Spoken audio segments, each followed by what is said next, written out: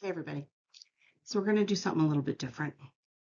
First of all, welcome back to another edition of Coffee, Community, and Cocktails. I'm your host, Angela McFarland. I've taken a little bit of a hiatus, haven't done any podcasts for the last 2 weeks, I think it was.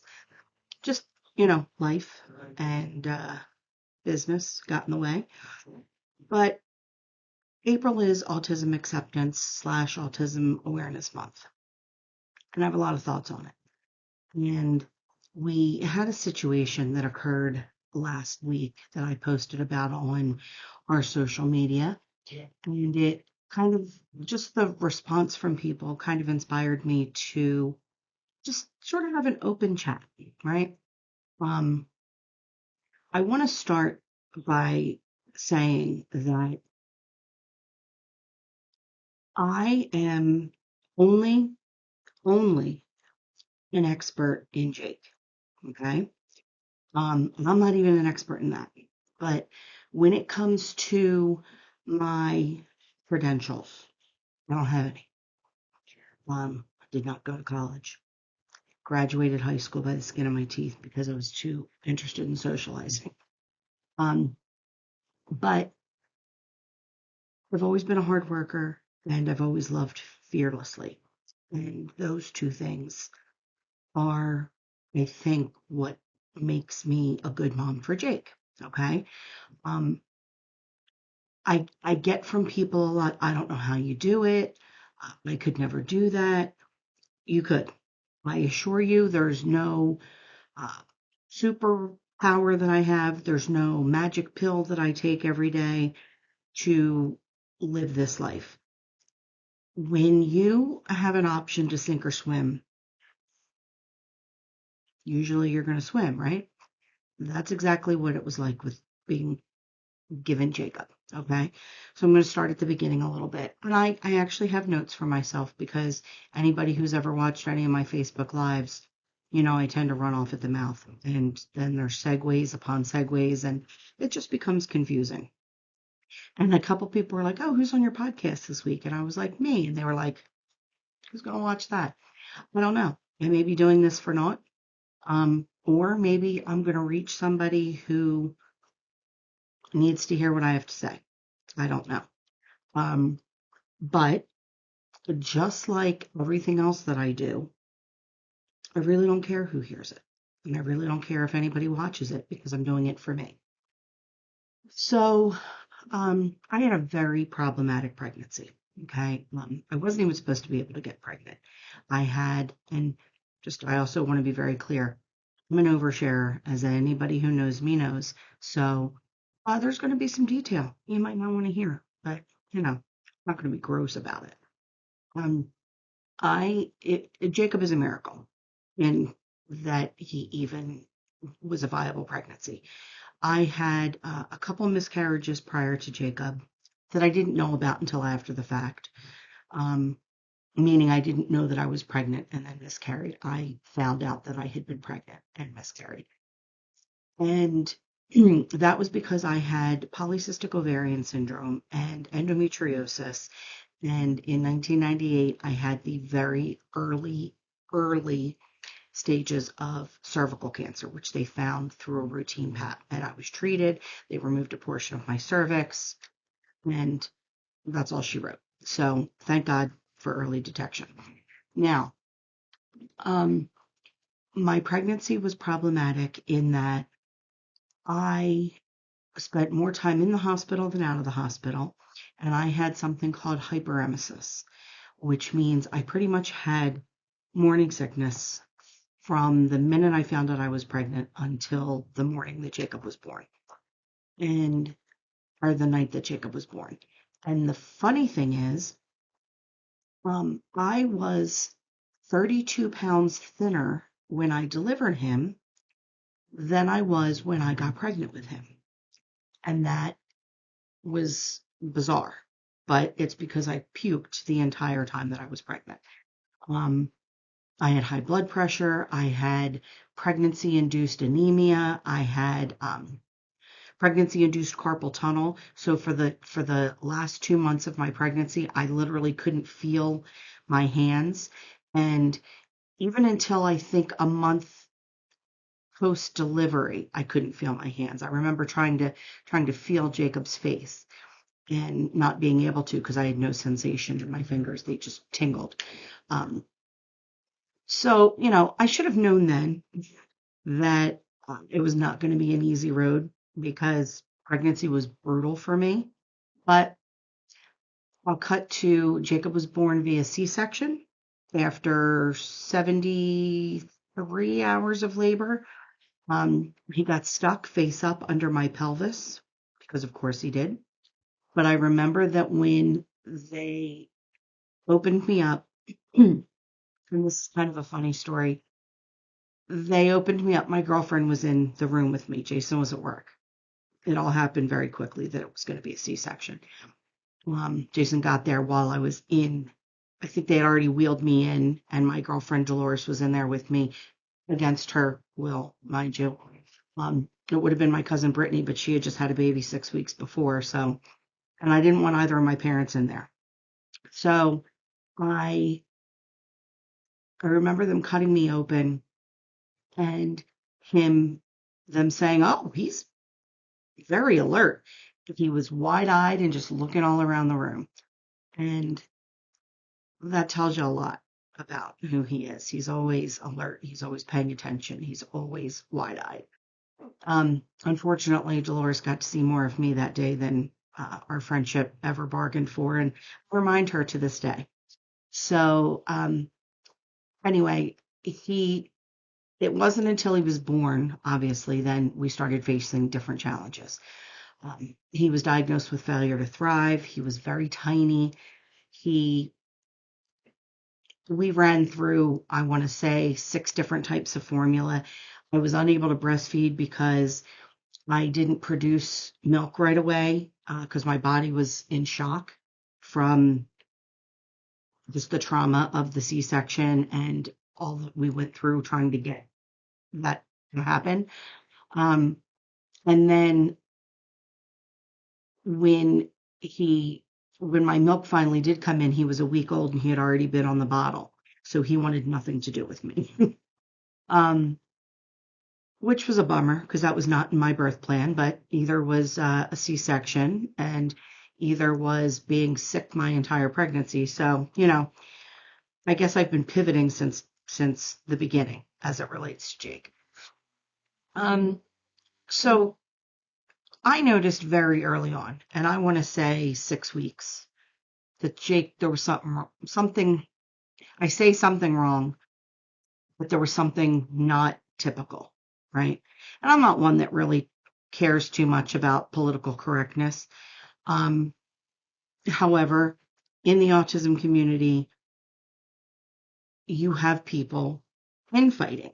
And what I mean by that is you've got the people that are anti-vaxxers, you've got the people that are pro-vaccination, you've got the people that say that their kid's autism was regressive, that their kid was born with it, that it's environmental. You've got families that embrace the puzzle piece. You've got families that think that the puzzle piece is an insult. You've got adult self-advocates that think that when you use the puzzle piece, it's evil. And I tune all of that out because I worry about us and us alone. And I know that Jacob finds the puzzle piece to be a sign of safety and comfort for him. And his opinion is all I care about.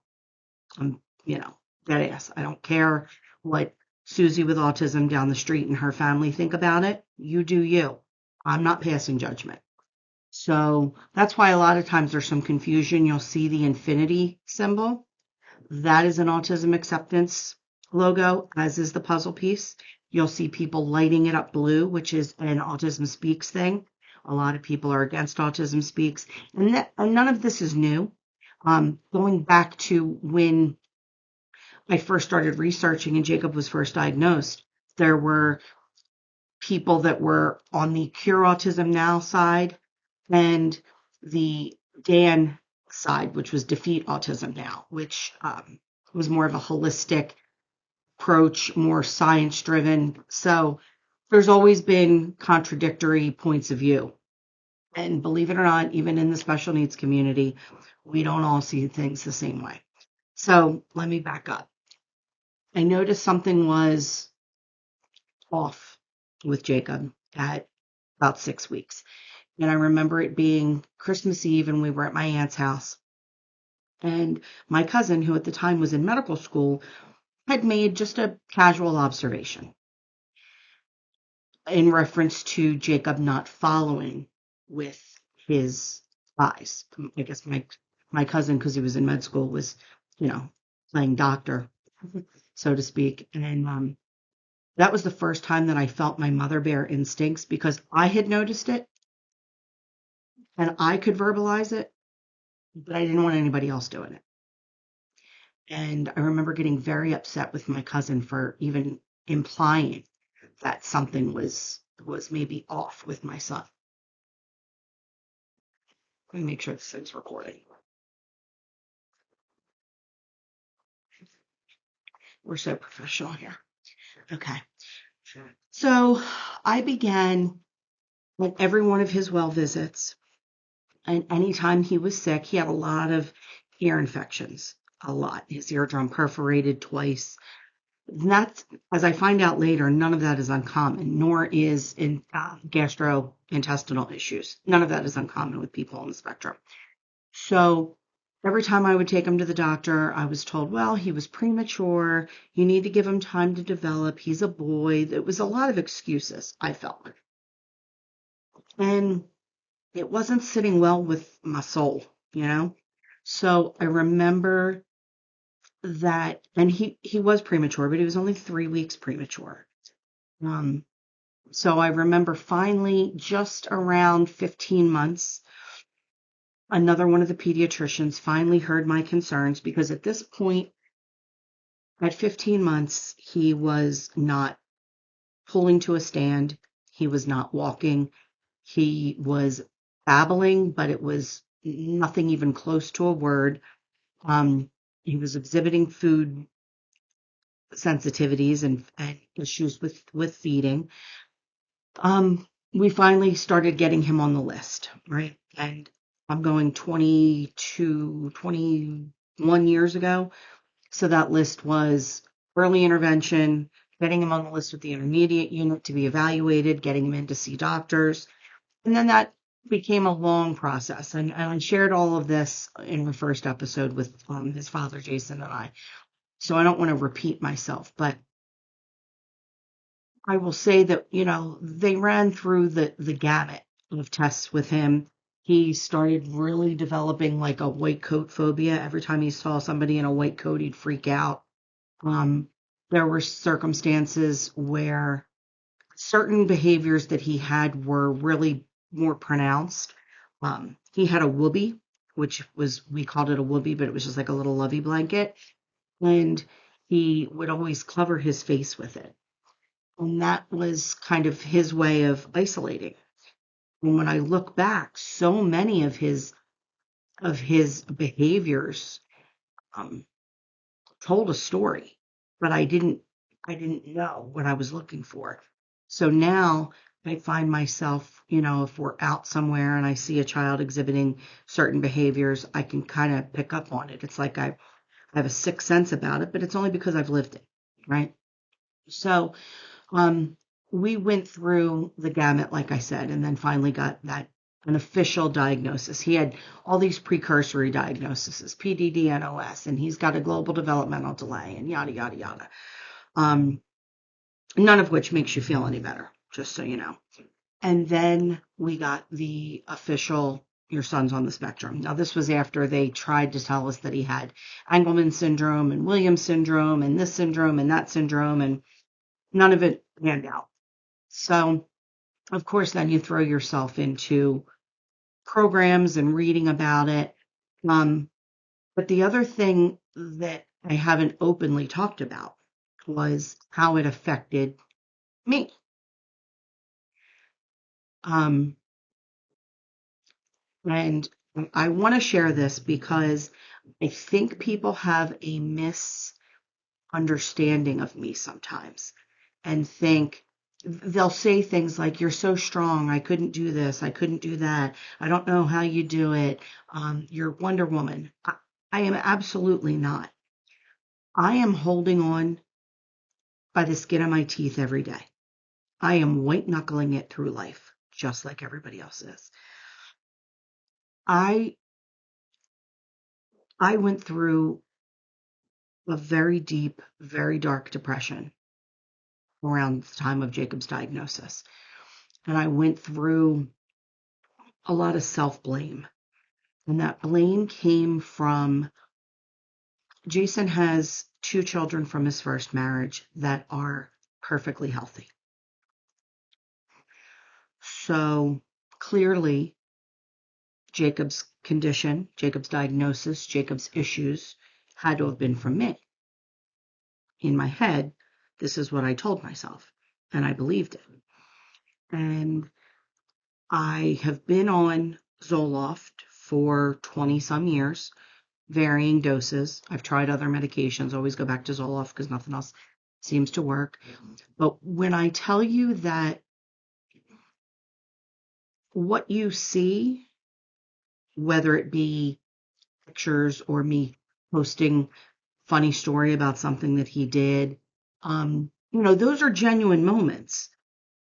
And I do also post about the hard stuff, but I don't know that I've really dug deep and explained, that there are some times that I lay in bed for hours having my own panic attack and anxiety over situations related to Jacob. There are legitimate fears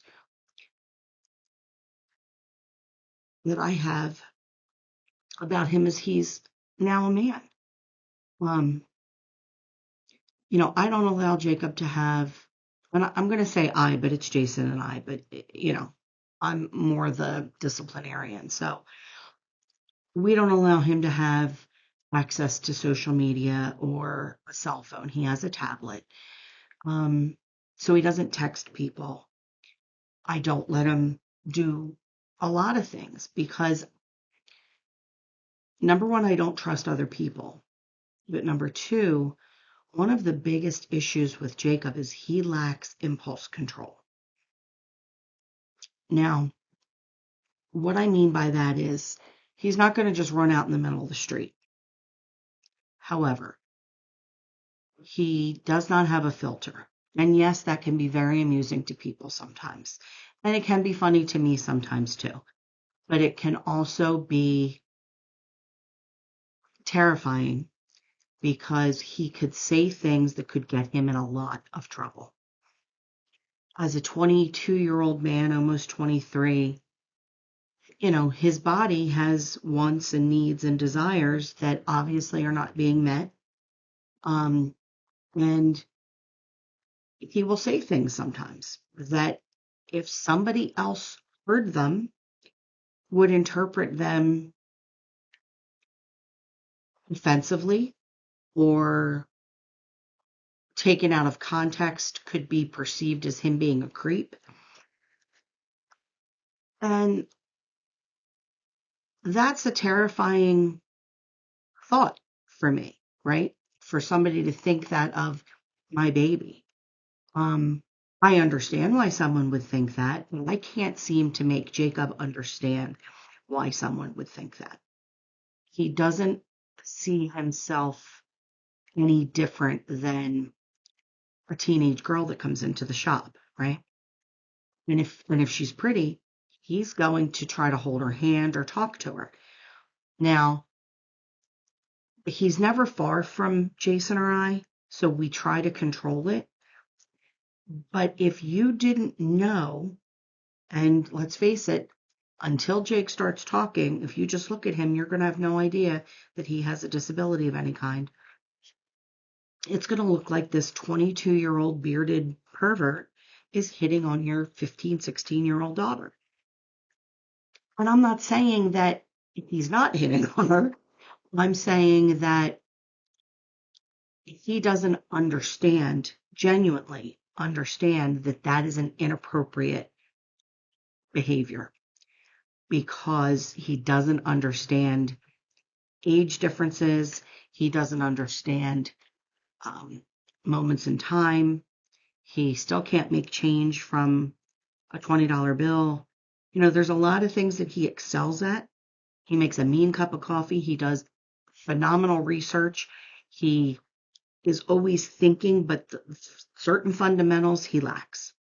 I mean, even before I left here today, I, you know, ended up taking 2 showers. One while he was in the shower because I still have to monitor and help him with basic grooming, putting the shampoo on and making sure his teeth are brushed and making sure he's rinsed off because he just doesn't have the skill set to do that independently. And we work on it constantly.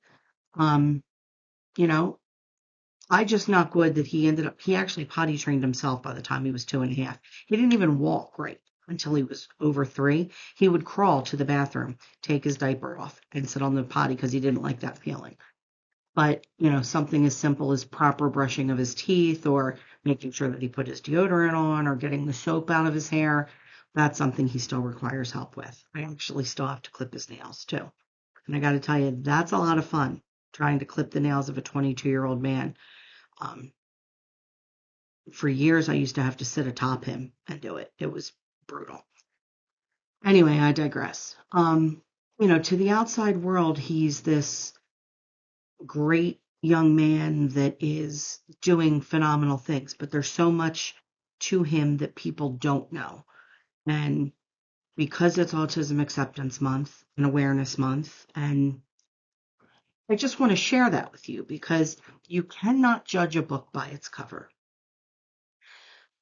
When I started this out, I talked about a situation that occurred last week. We were at Walmart, and as Jacob tends to do when we're in line, he will wander to the accompanying aisles. He likes to look in the coolers and see the different drinks.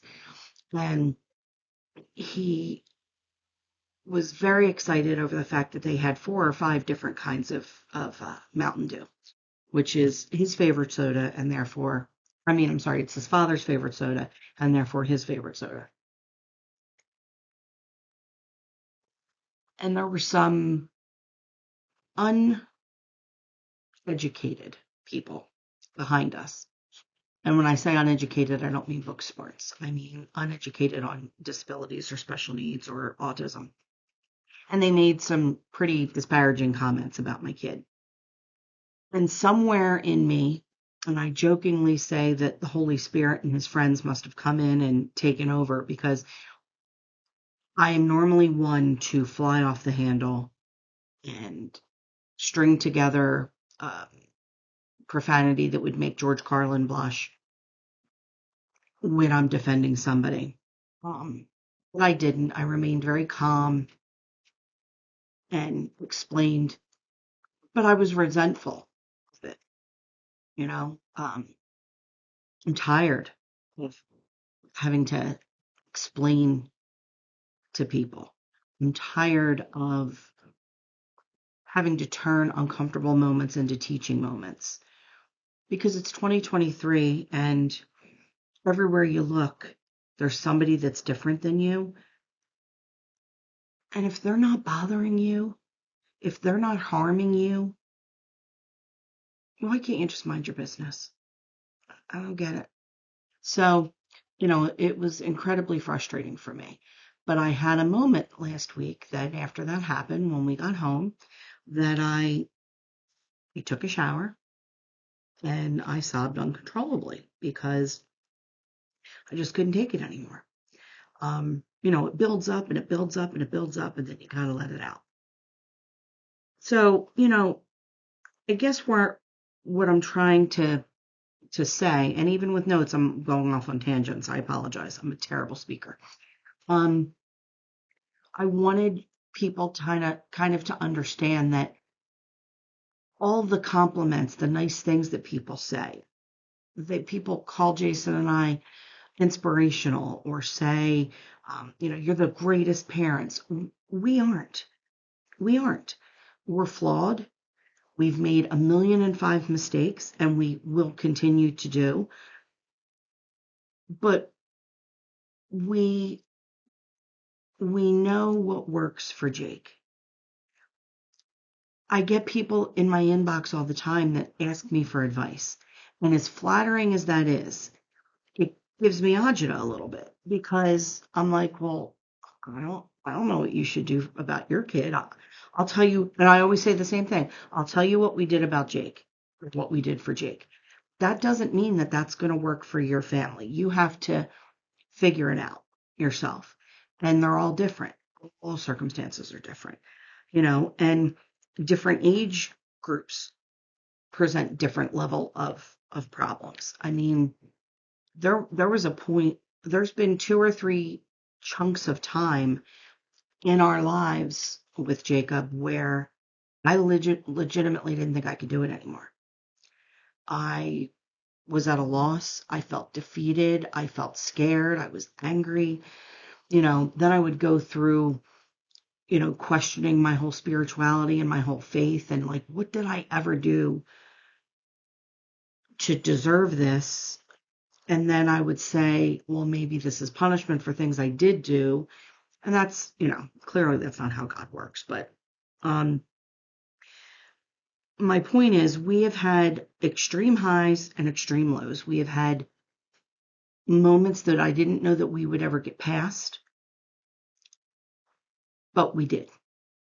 And so if you're a parent that's watching, or a sibling that's watching, or a grandparent, or involved in any way with somebody that has, I'm going to speak specifically about ADHD, anxiety, autism, and OCD because they're the 4 diagnoses Jacob has.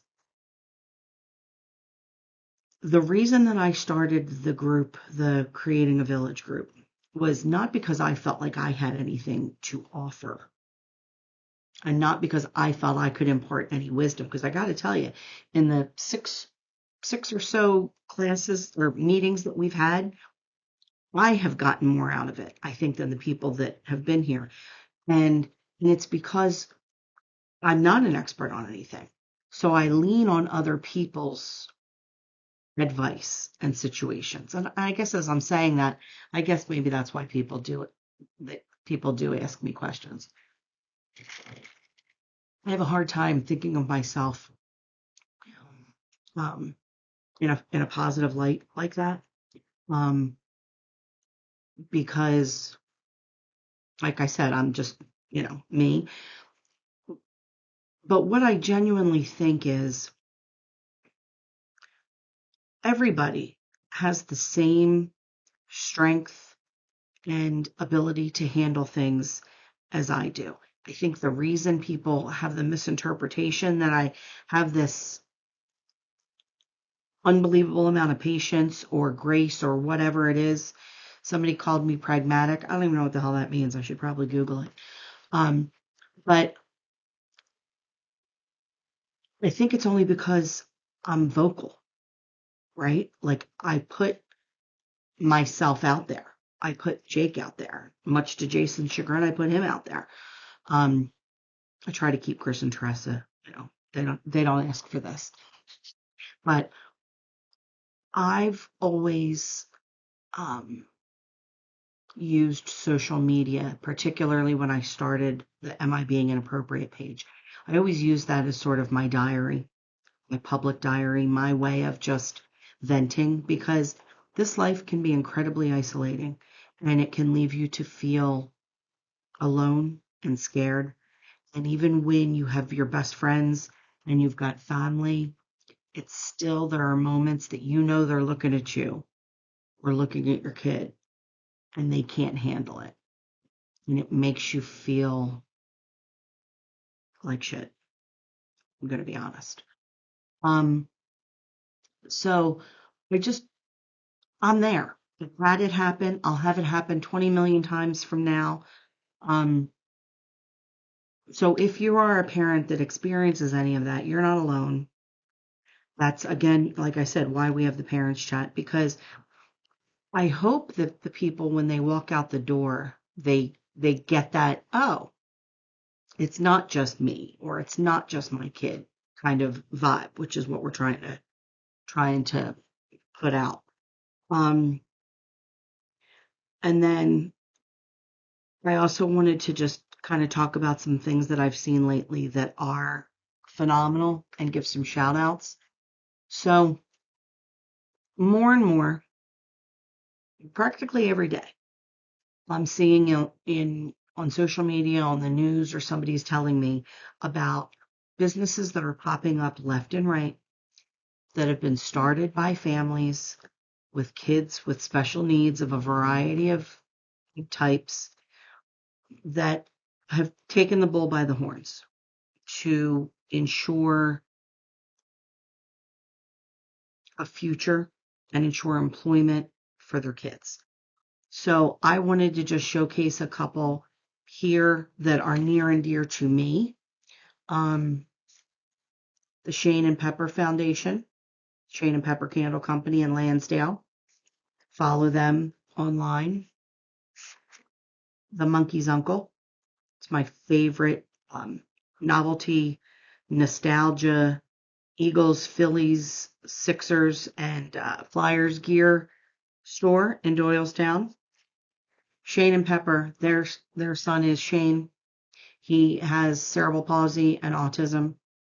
Um, and his parents, Brett and Marie, started this business for him along with him. Monkey's uncle, Janelle, and Derek have Braden. He has autism. Brothers Biscuits, they make dog treats. Two brothers. They do the packaging. I think they're making them out of their home right now, but this is a business that you should absolutely be supporting, and you can go to brothersbiscuits.net. Of course, I don't have a flyer for them. Perkiomen Valley Brewery. Tom and Kelly, their two sons, are exceptional young men, and they've created just the most beautiful space for people to go and have a great beer, but also be included. It's a fully inclusive brewery. So table heights accommodate wheelchairs, adult size changing tables, proper lighting, sensory room. It is next level exceptional. I also don't have any flyers left for the So Much to Give program that my friend Maureen Stanko started under the nonprofit Pillars of Light and Love. And then they have a cafe that they opened in October or December. I can't remember. I think it was December. I think the grand opening was December. I think they had a soft opening in October. But that's a fully inclusive breakfast, lunch, and dinner. I think they're open Wednesday through Sunday. They're doing some live music there now. So they're looking for people, musicians to donate their time. It's coffee shop vibe. So singer-songwriter. I don't know if they have the space for a full band, but maybe in the summer, I think they will. They are doing some great things up there. And a lot of the kids that work through our program are also either came through our program and work for them or kind of do double duty. And it's an amazing thing to see. And Maureen started that because of her son, Nicholas. And it's just unbelievable. And she partnered with Kathy Opperman, who's making big things happen through her organization. So you want to check them out. I was lucky enough to be introduced to Jamil Owens, who is an author, an advocate, a dad. He has written several books. He created, he's got the awesome, what is it called? He has his own website and he has his own YouTube channel, and he's exceptional. He's an unbelievable man who's not just raising the profile of autism dads, but African American dads with kids on the spectrum. So give him a follow. He's doing great things. Because of him, we got to meet Josh Steele. Josh Steele wrote the book I'm a Superhero Expert about his brother Zach. And I've done a couple things with Josh now, as well as with Jamil, and it's been inspiring. and exciting, and I love it. And then also, this is the book written by Sandy Hartranft, which is the mother of our boy Ben. Ben is the Eagles autism advocate. Ben might be the most infectious personality ever. He was on The Price is Right. He has his own business called Be the One Presentations or Benergy One Presentations. He's a public speaker, and he will lead you in an Eagles fight chant any chance he gets.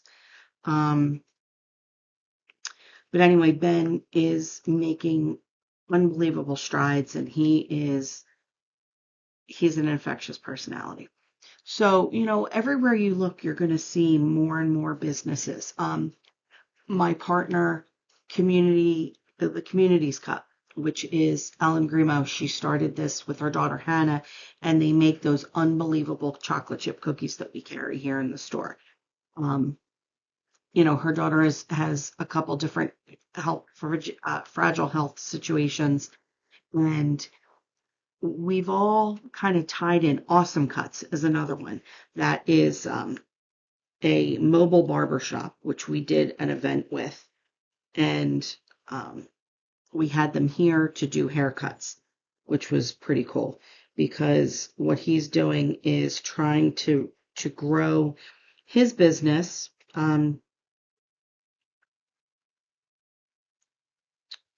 Can't find it. Of course I can't. Oh, Awesomeness Inc. Good Lord. Okay, here we go.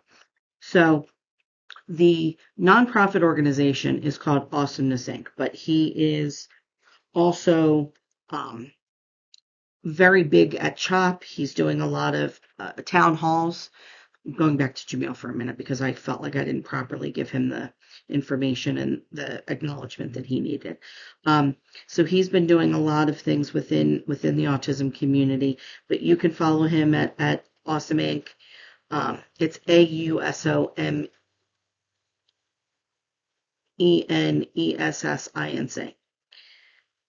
Yeah, and just exceptional. But again, because of him, I met Ronald, who runs Awesome Cuts, and he and his wife came in here and we had an event. There's so many other exceptional programs. My friend Tara runs Autism Guards, which is a great site. So I guess basically what I'm getting at is you're going to start to see more and more parents kind of stepping up to the plate. And here's the thing. It is not lost on me how lucky we were to be able to create a safe space for Jacob inside of our already existing business. It's been hard. It's been the hardest thing we've ever done. We can't do it without help from people. But the fact that we can do it at all is directly, in line with the fact that we have the record store. I get it.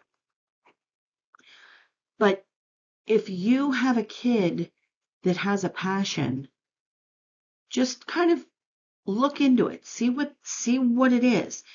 Maybe they're an artist. You could sell their art online. Anything to show them ownership and validation of their skill. Because a lot of times that's all they need. And then look for jobs that are going to tie into what they do. But there's also a lot of companies that are encouraging hiring of the neurodiverse population.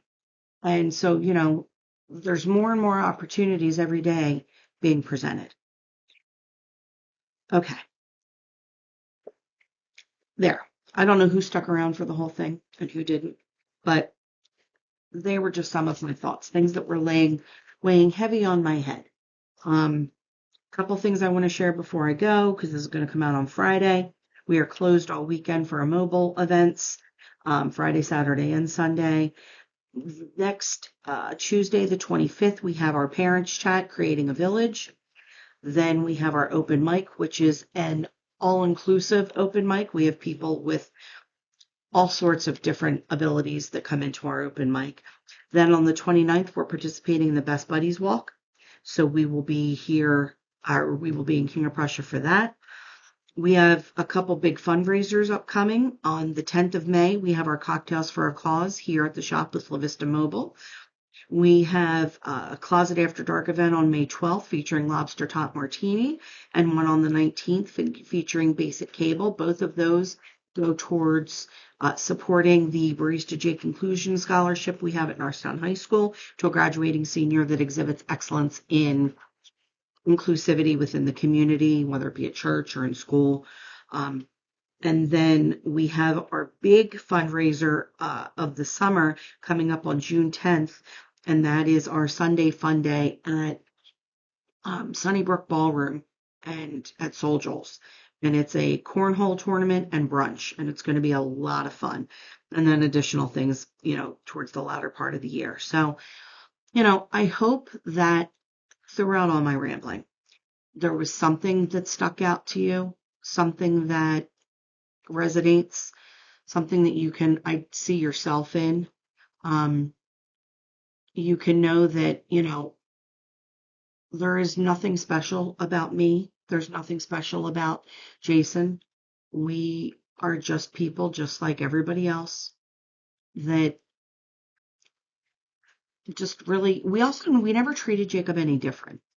And I got a lot of hate for that. I would be told all the time, you're too hard on him. You have too many expectations of him. To which I would always say, and I even just said it the other day, my girlfriend was here and groceries were delivered, and I made Jacob carry everything back to the kitchen, and she wanted to go help him. She goes, they're heavy. And I said, Jacob's disability is intellectual. It is not physical. He's a 22-year-old able-bodied man, and he is perfectly capable of carrying those groceries back. He bitched and complained the whole time, but that was because he's a 22-year-old, not because he was incapable of doing it. So, we've held him to a very high standard. And I think that a lot of that is why, he has progressed and he's who he is. But again, it is not without its challenges, and it is not without days that I don't know how we're going to get through it. I'm going to be honest. So that's it. I've talked enough. I hope everybody has a great weekend. We will be back in the store next Wednesday. We will have we'll start back with actual guests on this podcast next week, so you don't just have to listen to me. And that's it. All right. So thank you, and have a good rest of your day or night. Peace out.